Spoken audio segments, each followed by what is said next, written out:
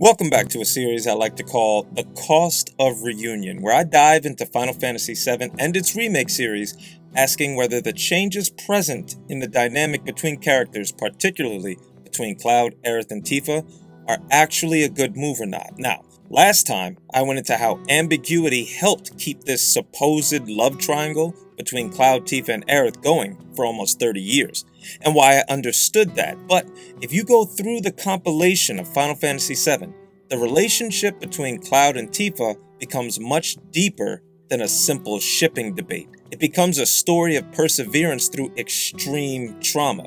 Final Fantasy VII Remake reintroduces us to these characters, but it's not really a remake because it changes the dynamic between these characters by having them act differently from the original. And in this video, I'm going to compare the way Cloud interacts with Aerith and Tifa in the original to the way he interacts with them in the remake, to show that the ambiguity present in the original is simply not there anymore, and why that might not be as effective as intended.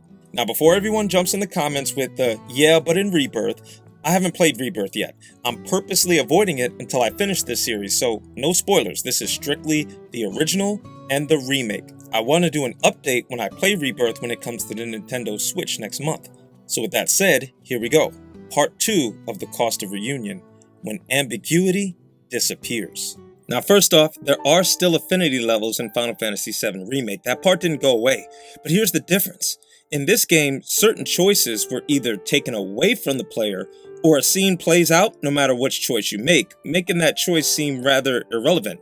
And it appears like the writers are basically flat out admitting, hey, we're going to throw in some canon scenes here to prove that Cloud and Tifa are pretty much going to be a thing in this one.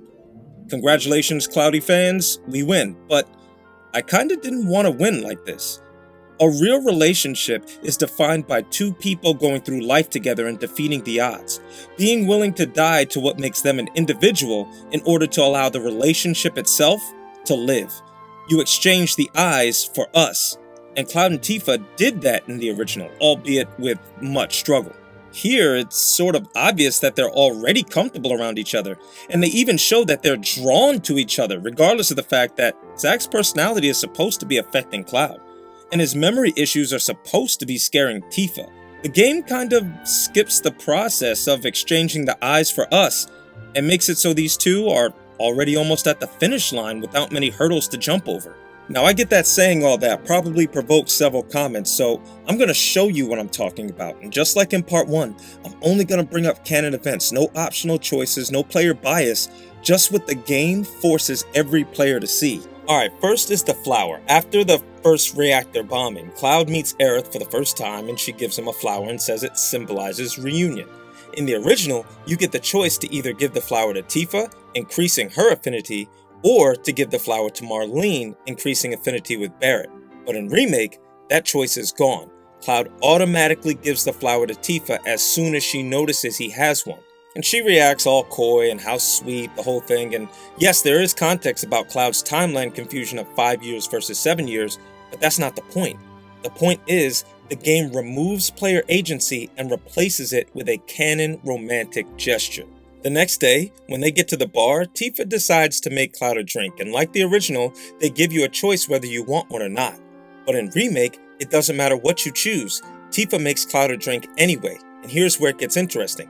Cloud, when asked what he thought of the drink, takes the glass, looks her directly in the eyes and says, "Beautiful." That's not subtle, that's not ambiguous, that's flirting. And Tifa blushes, looks away, does the coy thing and says, "I gotta go." With a single word, Cloud turned Tifa into some flustered teenage girl. And that's canon. In the original, you could skip her making him a drink completely, but the game forces another romantic gesture from Cloud towards Tifa. The third example is huge, the promise.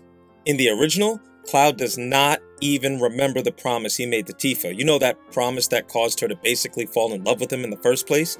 Tifa had to remind him of the whole thing, and after she does, he tells her that he can't keep it. But not in Remake, no. In Remake, Tifa doesn't even bring up the promise at all. Cloud remembers it himself and he uses it as his reason to stay in Midgar. Barrett kicked him out of Avalanche, and Cloud still says he'll stay because he made a promise to be there for Tifa when she needed him. Even she said that that's not what she had in mind. Cloud then lets her know that if she wants to talk, he's listening. Once again, not ambiguous, intentional. This is the game choosing the high affinity path for you, even changing the story so that Cloud does extra affinity with her that was not originally present. And those are examples just between them, but there's more. Even others hint to the two having something possibly going on between them. You run into Tifa's landlady, Marl, and she tells Cloud that she's available if Cloud ever needs to talk, even if it's about Tifa. Okay, why? She goes further and calls Tifa the granddaughter she never had, and if Cloud hurts her, she'll take it out on his hide. Now, anybody with parents, siblings, or kids knows exactly what that speech means. That's not random dialogue, that's, I see something here, and you better not mess it up. Considering that Tifa has a history of shutting down all romantic advances, that tells you something. It tells you that other people can already see how she might feel about Cloud, and that's just Marl. Biggs saw it too. When Cloud and Tifa talk to Biggs and Wedge, and Cloud holds his head because he's in pain with his memories, Tifa asks him about after he left Nibelheim. He says it's a long story, but she says she has time. Wedge then jumps in and wants to hear about it too, but Tifa's polite with the maybe next time, but Biggs flat out shuts it down. When explaining, Biggs says that Wedge would be a third wheel. Not a bad translation. We all know what third wheel means. Two people are trying to have a moment, and someone tags along to ruin it. So Marl sees that Tifa likes Cloud, and Biggs sees that Tifa likes Cloud, and Barrett sees that Tifa likes Cloud. When you're on the train on the way to Sector 5, Barrett tells Cloud, "Go see how Tifa's doing. She needs you more than I do." Again, I'm looking at this from a writer's perspective. We don't put lines in there by accident. Marl, Biggs, and now Barrett? Every line has a purpose. Every action is us trying to communicate something. For instance, when they jump off the train and roll, and just so happen to end up right in each other's arms, faces inches apart, that's communication from them to us. Blatantly obvious communication at that. But it doesn't even have to be blatant. It could be subtle, like when Tifa was avoiding helicopter fire and ran right into Cloud's arms. I get it. The practical reason is that Cloud was slowing her down, right? But let's be real. That moment lasts just a little longer than it needs to. Long enough for it to shift from she's in danger to this is a moment. And if you think that I'm thinking too much into this, search up Cloud and Tifa romantic moments and you will find dozens of thumbnails with the train embrace or this shot right here. Because both of them are canon positions they found themselves in during the story. And people catch on to that kind of thing. Even when you go to their battle dialogue, after fights, characters respond to each other, and listen to some of Cloud and Tifa's responses. You're good at this. Told you so. Just like that, okay? I gotcha. Keep those gloves up. Sure thing, coach. There's rhythm, familiarity, chemistry, and it's all canon. So when I look at all of these together, the patterns feel like the game is moving away from the ambiguity of the original to something much more defined. And I started questioning whether they were increasing the romantic arc between Cloud and Tifa, or does Cloud just act this way now? After all, Zack is influencing Cloud's personality, right? So maybe they're making him be flirty with Tifa and it's only going to increase with Aerith.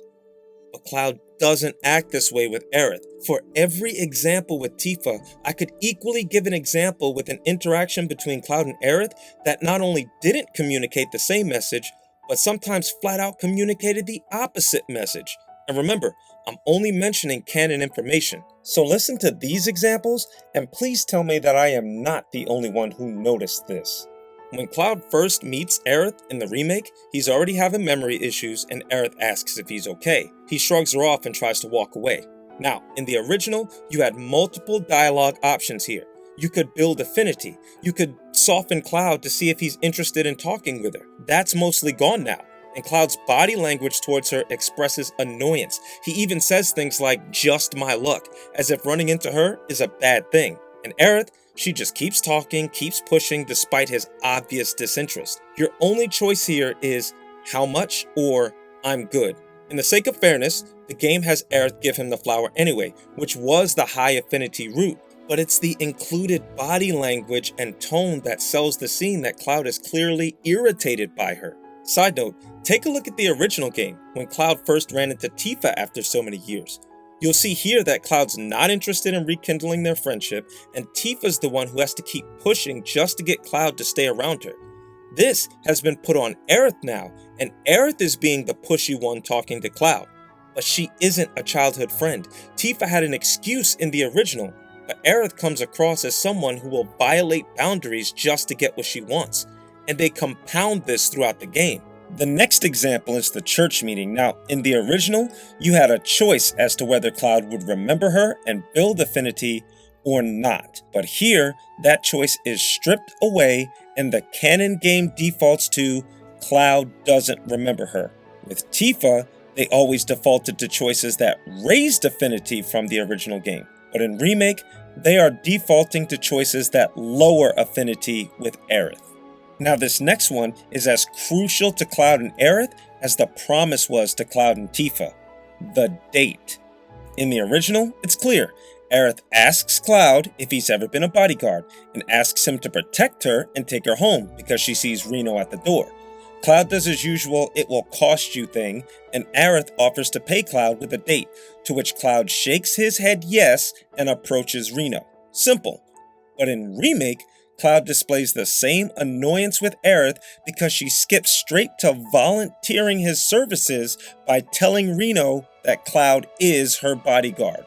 When Cloud's surprised by it, she basically begs him to do it, and he reluctantly says he will, but it's going to cost her a lot. Notice how they added a lot in there. Every line means something, but it gets worse. Aerith offers a date, and unlike the original, Cloud doesn't agree to it. He's caught off guard. Not only is Aerith violating his personal space, volunteering his services without his permission, but then offers to pay him with more time with her that he clearly hasn't shown any interest in having. Before Cloud can even answer, the game has Reno start a fight. That dynamic is 100% different from the original, and it's not in Aerith's favor. So if we're still thinking ambiguity, we have a serious problem here because Cloud has yet to show anything aside from Aerith being a thorn in his side.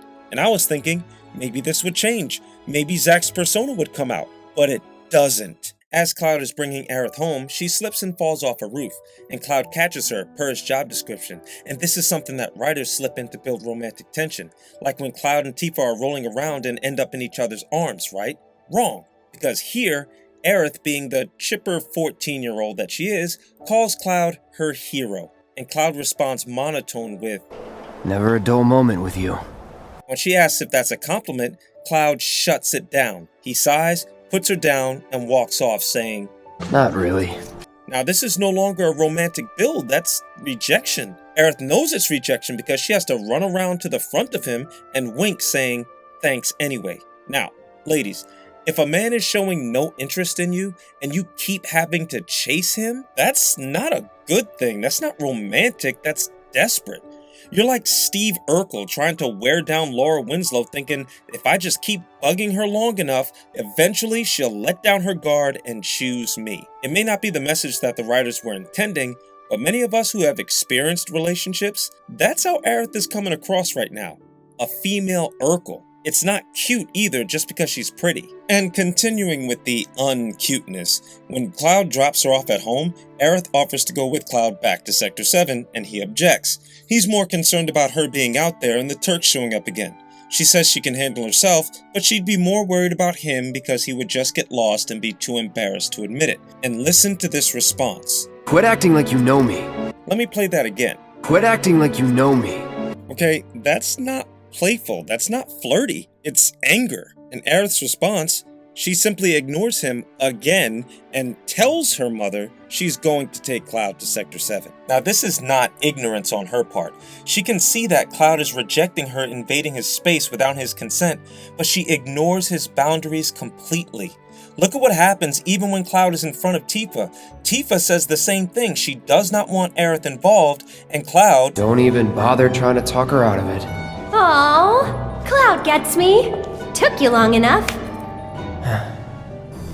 See, Aerith is bragging about invading people's space and not respecting their boundaries.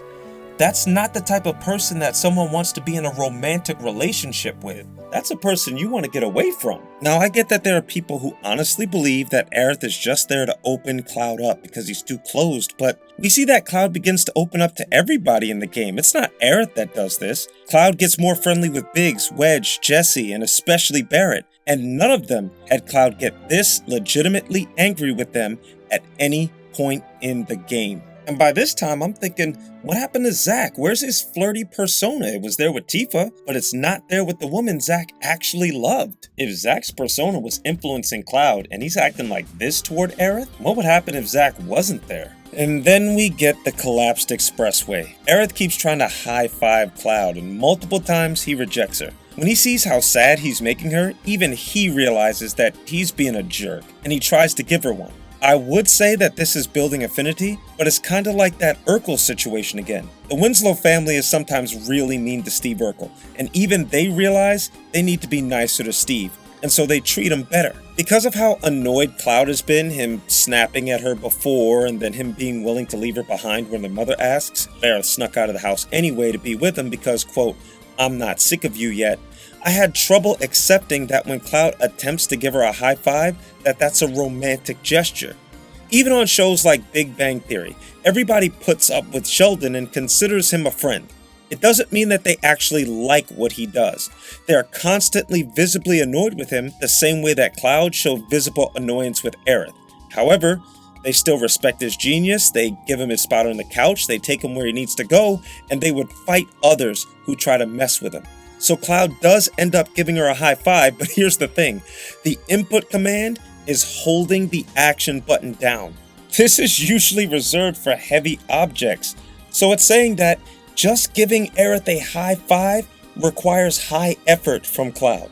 And to make sure we have the same number of examples as we did with Tifa, remember that victory dialogue I showed you and how friendly it was with Cloud and Tifa? You know the victory dialogue with Aerith? Let's play some of those clips. Yeah, there is none. No friendly banter, no surprise at each other's strength, no complimenting each other, just silence. And saying nothing says a lot. Now, these examples I mentioned are all canon to the story. They aren't the affinity building side quests. But let's say that you do those side quests. Cloud and Aerith scene is her talking to flowers and Cloud trying to open up thinking that she's not crazy. He does his usual ignoring Aerith, but he stops and asks her to tell him about what the flowers are saying anyway. And this is great character growth for Cloud. I always like to do the side quests, so I didn't even know that this was optional, but it was a breath of fresh air to see Cloud treat Aerith with a bit of kindness here. It was more of him understanding who she really is instead of tossing her aside because of who she is. He went into her personal space instead of being upset all the time about her being in his. Of course, I still viewed this as kind of like a Steve Urkel or Sheldon Cooper type dynamic where people slowly learn to love and to appreciate someone's quirks instead of rejecting them, but it was still a great scene. Oh, however, Cloud and Tifa's scene, it's literally Tifa asking Cloud out on a date and both of them agreeing to get dressed up for each other.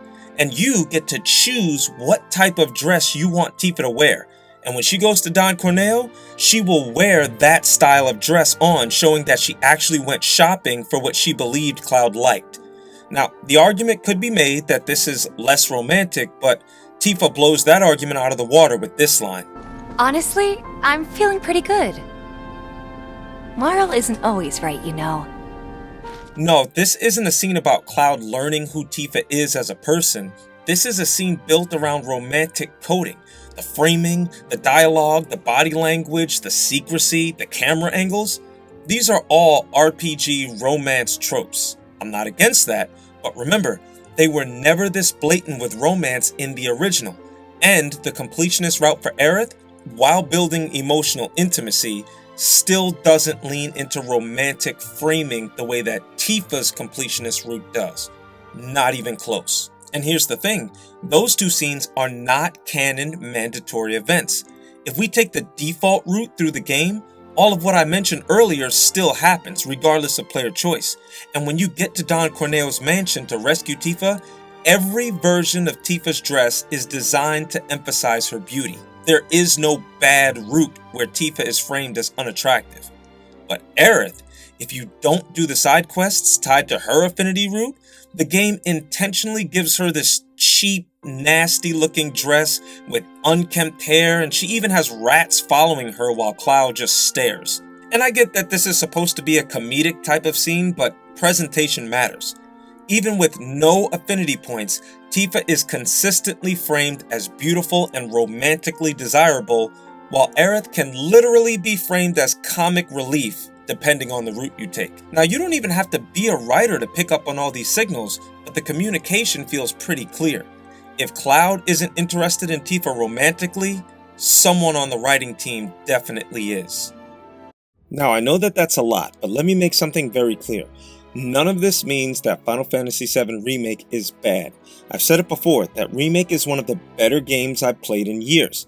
From mechanics to visuals, and even emotionally due to the great voice direction, it's phenomenal. I'll admit that. But as someone who's something of a writer myself, I can't ignore what the story is communicating. The original Final Fantasy VII used ambiguity to keep players emotionally invested in the relationship dynamic between Cloud, Aerith, and Tifa, and they did it for decades. Remake does not do that.